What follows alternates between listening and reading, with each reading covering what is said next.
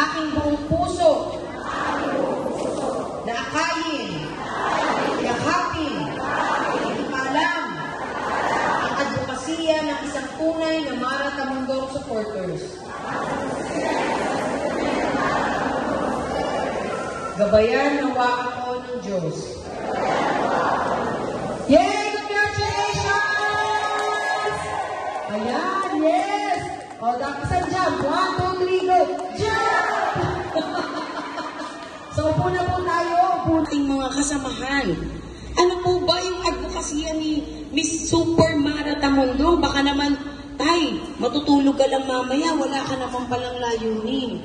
Baka naman mamaya, uuwi lang po tayo, pero pag-uusapan lang po natin, ay yung nagpatawag na yun, wala yun.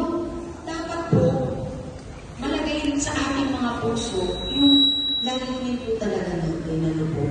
Kasi dyan lang po nagkakaroon ng kabuluhan ang ating ginagawa, kung alam po natin kung ano yung ating pinaglalaban, kung ano po yung ating paninindigan. So, yung ating mga programa po na ilalagay para sa inyo,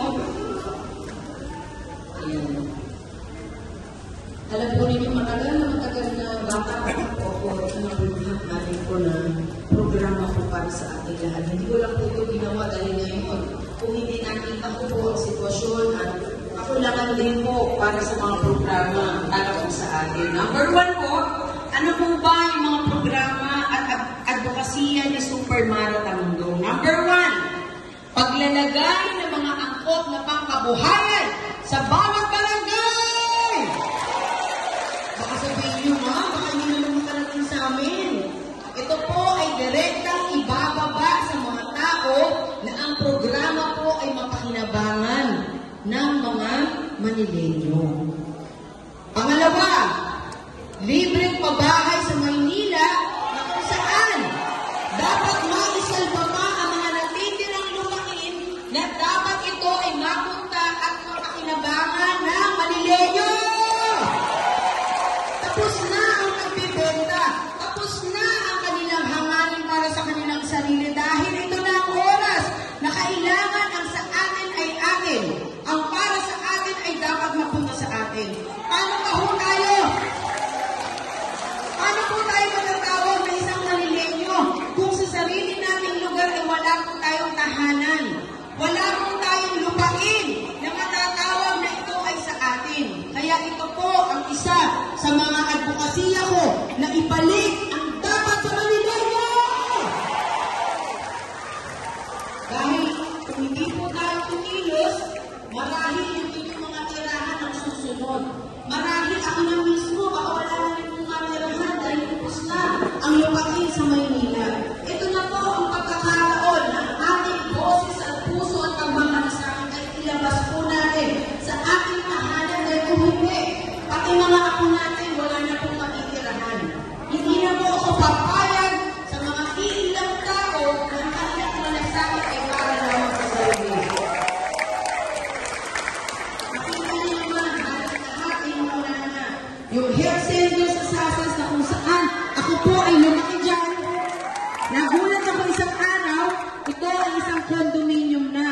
Matutuwa ka sana kung talagang ito ay pabahay na libre, hindi po. Dahil ito po ay may bayad. So, hindi po ito libreng pabahay.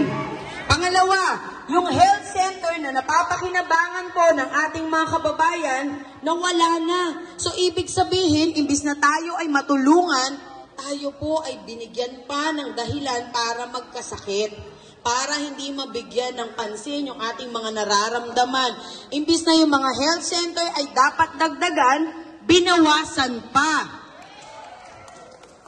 Ano pong gagawin natin sa mga ginagawa po nilang ito? Wag nang ibalik! Pasensya na kayo, direct to the point po ako mabuti na pong malinaw. Kasi pag binalik nyo, asahan po ninyo ang inyong lupain ang mawawala sa inyo. Pangatlo, syempre mahalaga po ito, dagdag benepisyo sa mga senior citizen na 2,000 kada buwan! Nung araw, nangako, sinabi yung 500, magiging 800. Pero nasaan na? Kung hindi, lagi pong delay ang benepisyo ng mga senior citizen. Sinasabi nila na hindi raw kaya ng budget. Bakit sila nagpapakamatay sa pwesto para sila ay makabalik? Bakit sila maraming bahay, may resort, lahat nagagawa nila? Kung wala talagang budget, baka ipinasa na po sa inyo ang City Hall. Baka sinabi na kayo na maglingkod dito kasi wala namang pera. Ang budget po ng Maynila ay 34 billion a year! Na kahit tayo po ay nandito at ibaba ang 34 billion, baka hindi rin po natin mabilang. Ibig sabihin, ganyan po kalaki ang budget ng Maynila. Sinasabi nila, ma'am, paano magkaka-budget? May utang pang 25 billion. Baka sila po may utang, hindi tayo. Paano tayo magkakaroon ng utang? Sa Kumbay pa, may utang tayo. Sa kapitbahay pa, maniwala ako na may utang tayo. Dahil yon, nahahawakan po natin na ibibigay sa atin ng direkta. Pero yung utang na sinasabi nila, hindi po natin yan nahahawakan. So paano masasabi na yan ay ating utang? Wala namang binababang programa. Wala namang pong nabago sa ating kabuhayan, sa ating antas ng buhay. Wala naman po. So bayaran nila yung utang nila. Siyempre, yung pang-apat, ito po ang pinakamahirap na sitwasyon ngayon, yung magkaroon dapat tayo ng libreng gamot sa mga senior citizen at may sakit. At masiguro na lahat ng barangay sa buong Maynila ay magkaroon ng barangay health center. Dapat masiguro na lahat ng barangay ay magkaroon ng barangay health center. Para kahit paano naman yung ating paglilingkod at gusto nating makatulong ay maaabot na po ng ating mga kababayan. Hindi naman po imposible sapagkat nakakapagpatayo nga sila ng matataas na barangay hall hanggang 3rd floor. Ang tanong po, yan po ba ay makakain natin? Yan po ba ay makakabili ng gamot? Yan po bang titulo na kinatatayuan yan ay mapupunta po ba sa atin? Yan po ba ay matatawag na pag-aari po ba natin? Siyempre hindi. So dapat po paglaanan yung mga libreng gamot at magkaroon ng barangay health center sa bawat barangay.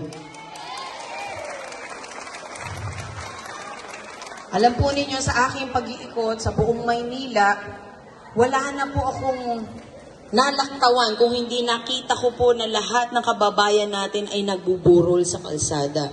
Kaya sa aking advokasya at programa, paglalagay ng mga disenteng burulan sa bawat barangay na libre! Huwag namang gawing negosyo ang Maynila. Hindi konting kibot, pera, babayaran lahat. Dapat magkaroon po tayo ng disente at libreng burulan na kung saan ito po ay makakatulong sa ating mga kababayan na walang-wala. Na dapat naman sa dulo ng kanyang buhay, mabigyan siya ng maayos na burol at pagmamahal at respeto. Alam po ninyo, ang Maynila ay capital city ng Pilipinas. Tayo po ang tinitignan at nire-represent natin ang buong Pilipinas.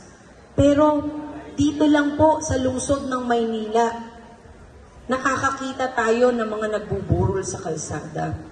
Samantalang sa ibang lugar, katulad ng New York City, yan po ay city ng Amerika, pero may nakikita po ba tayong nagbuburol sa kalsada? Dito lang po sa Maynila. Dahil dito po makikita natin kung paano po at anong antas ng pamumuhay mayroon po tayo. Masakit man tanggapin, pero ito po ay katotohanan. Ito po ay senyales na ang kahirapan ng Manileño ay grabe na po. Alam niyo po ba na tayo po ay nasa pang-5 pinaka-peligrosong lungsod sa buong mundo? Di parang nakakatakot pag sinabi mong taga Maynila ka, nakakatakot ka na. Dahil peligroso yung lugar natin para sa mga turista. Ibig sabihin po nito, yung Maynila po ang ang magsasabi kung ano ang ekonomiya at sitwasyon ng Pilipinas. Dahil kahit sabihin nyo pa na merong Forbes Park, may Dasmariñas Village, may mga magagandang village sa Maynila, kapag sinabi nyo po na Maynila at number 5 na pinaka-peligroso, lahat po yan damay-damay. Kasama po sila doon sa pinaka-5 peligrosong lungsod. Ibig sabihin, dapat dito po mag-umpisa ang tunay na kaunlaran sa Maynila. Dahil tayo po ang nagdadala ng buong Pilipinas sa ibang bansa. Agree po ba kayo dyan? Parang alulungkot ng mga mukha natin, ano po? Actually, totoo naman po na nakakatakot. Bakit po? Dahil nung minsan ako po ay nag-ikot sa ilalim ng mga tulay, ako po ay natakot din talaga. Sabi ko, naku, babalik na nga ako sa taas, baka masaksak pa ako dito. Kung hindi masaksak, talaga madali yung gamit ko. Ibig sabihin, kung ako nga po mismo na Manileño na, natakot pa po ako. What more pa yung mga turista talaga na dumadayo lang po dito sa ating lugar. Kaya talagang masasabi mo na may dahilan din po kung bakit tayo na turingan na pinaka-peligrosong lungsod sa buong mundo. Siyempre, yung number 6, ito para sa mga mag-aaral po. Pagbibigay ng financial allowances para sa mga scholars! Ito po ang magbibigay udyok para sa ating mga mag-aaral na sila po ay mag-aral mabuti. Na ang kanilang edukasyon ang pinakamahalaga na maibibigay po ng isang magulang. Ito rin po ang hangarin ng magulang para sa kanyang anak. Sa kabila po ng kahirapan, nais din po natin na makita ang ating mga anak na nakagraduate, na mayroong pinag-aralan. Dahil yan din po ang magbibigay sa atin ng panatag na loob na kakayanin po nila ang pagsubok ng buhay. Na kahit na mawala na po ang magulang, alam po natin sa ating mga sarili, makakayanan niya ang lahat ng kanyang pagdaraanan sa buhay. Ito po ay isang paraan lamang upang masuportahan po natin ang mga mag-aaral na sila po ay magsikap at tutukan ang kanilang pag-aaral. Yay! Siyempre, para magka-allowance, ang laking bagay po niyan sa mga nanay at tatay. Ang pang-7 po, ang paglalaan ng mga makabagong programa na makakatulong para sa mga pampublikong eskwelahan at pampublikong ospital para sa tunay na pag-unlad ng syudad ng Maynila. Aba, syempre, dapat naman po lahat ng mga public schools, public hospitals ay matutukan po ng magandang programa, mababaan ng mga makabagong kagamitan na ito po ay magagamit sa pag-aaral ng mga estudyante at magagamit po sa ospital para makatulong po sa mga may sakit. Dapat naman po bigyan natin ito ng atensyon dahil malaking bagay po ito para sa mga katulad po nating Manileño na nagsisiksika na nga tayo, pagkailangan pa natin ng medical assistance, wala pa ho tayong makuha.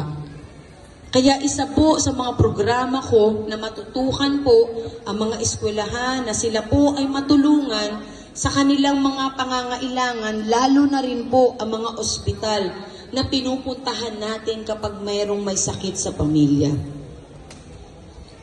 Number 8. Sabi nila, ma'am, number 8 na yan libreng wifi para sa mga mag-aaral dahil ito po ay malaking bagay sa ating mga magulang na yung gagastusin po nila na 20 pesos every day, 30 pesos, 50 pesos, 100, 300. Kung ito po ay hindi nyo na magagastos at ilalaan nyo sa pangkain o sa anumang bagay na mas mahalaga, makakatipid pa rin po ang ating mga magulang.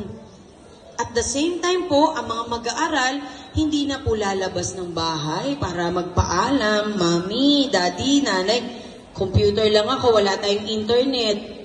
Sila po ay magkakaroon ng kanilang paraan para ang kanilang pag-aaral ay lalo pang lumawak.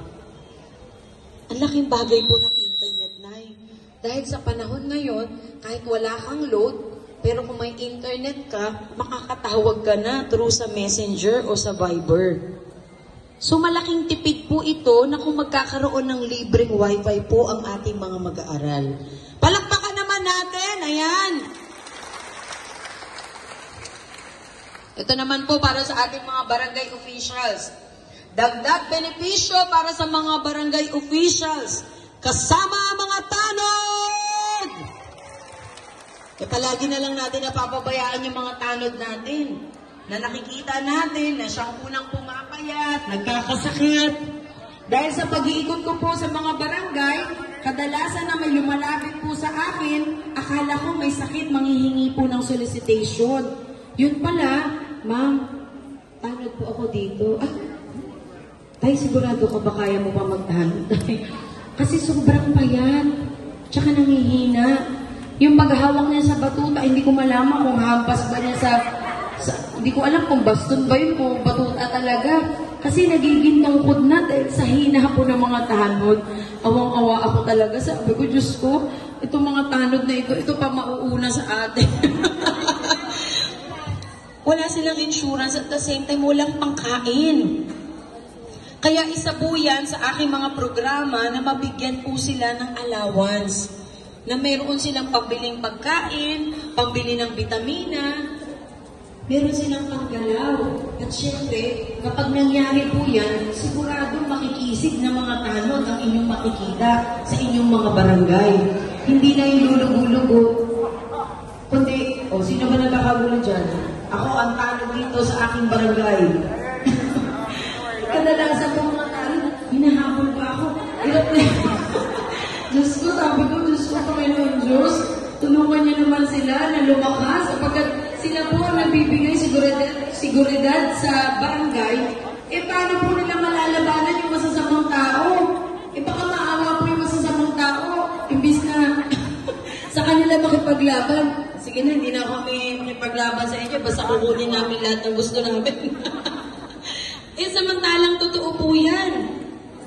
Sino po ba tanod ang mataba? Bihira po yan. Sigurado, kapag may tanod na mataba, hindi po masyado nagjo-duty at saka may trabaho sa umaga yan. Pero yung pagbibigay po natin ng allowance sa mga tanod, magiging regular na po yan. Gusto ko na lahat po ng nasa barangay ay magiging masaya. Siyempre, ang pang-sampo, para sa mga ex-chairman at ex-kagawad, yung mga naglingkod sa kanilang barangay na nagretiro na, dapat sila po ay mabigyan ng item na sila pa ay magkaroon ng pangkabuhayan. Di po ba? Agree kayo? Bakit ba? Dahil unang-una sa lahat, yung paglilingkod na ibinigay nila sa inyong barangay ay hindi rin po matatawaran. Yung oras at lakas na inubos nila ay hindi po matatawaran. Yung araw-araw na sila po ay humaharap sa inyong mga kabarangay, yan po ay hindi biro. Halos hindi na maliligo. Halos hindi nakakain sa oras para makapaglingkod lamang. At lahat ng mura inaabot pa. Lahat ng away. Pati sila nagagamit pa sa politika. Kay Mara Tamundong, walang politika pagdating sa programa. Lahat dapat pantay-pantay.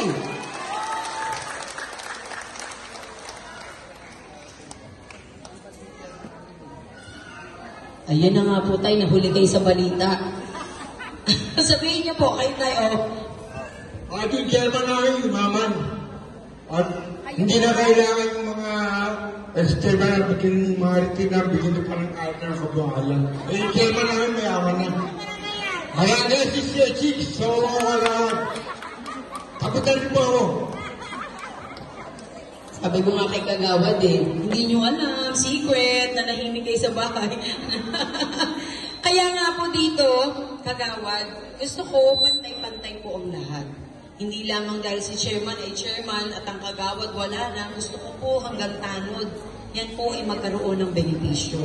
Dahil yan po ay kahit paano ay isang reward na maibibigay po natin bilang pasasalamat at pagkilala sa mga taong naglingkod po sa ating mga barangay. Palakpakan naman natin!